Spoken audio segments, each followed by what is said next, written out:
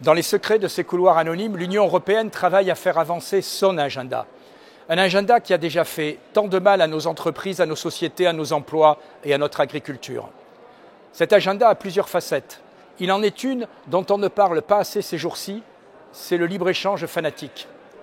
Alors que la planète entière se protège, usant d'un protectionnisme direct ou indirect, voilà que l'Union européenne décide, elle, d'accélérer ses accords de libre-échange.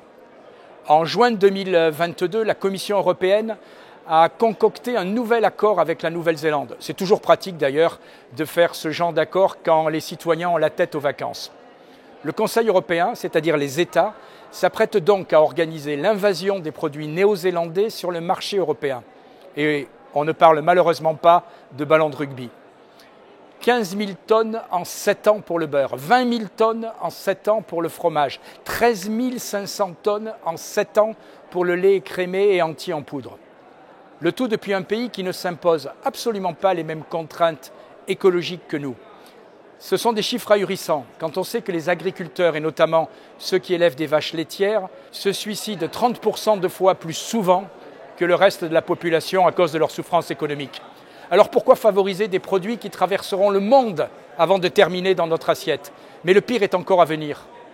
Avec une multiplication par 7 des importations de viande bovine en provenance de Nouvelle-Zélande.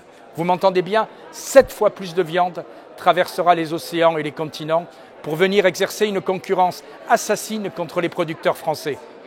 Tout cela aurait mérité un grand débat national pendant le Salon de l'agriculture, au moment des grandes promesses écologiques de l'Union européenne et du président Macron.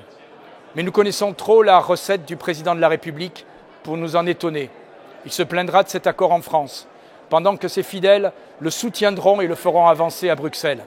D'ailleurs, alors qu'il évoquait sans cesse des clauses miroirs dans les accords internationaux, il n'y en a aucune trace dans ce dossier.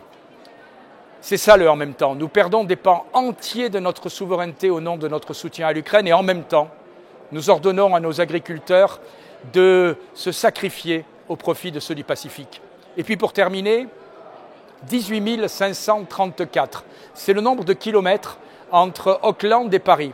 Vous conviendrez que pour trouver du beurre, du lait ou du fromage, à une époque où tout le monde insiste sur les circuits courts, eh bien, ce n'est certainement pas la meilleure solution.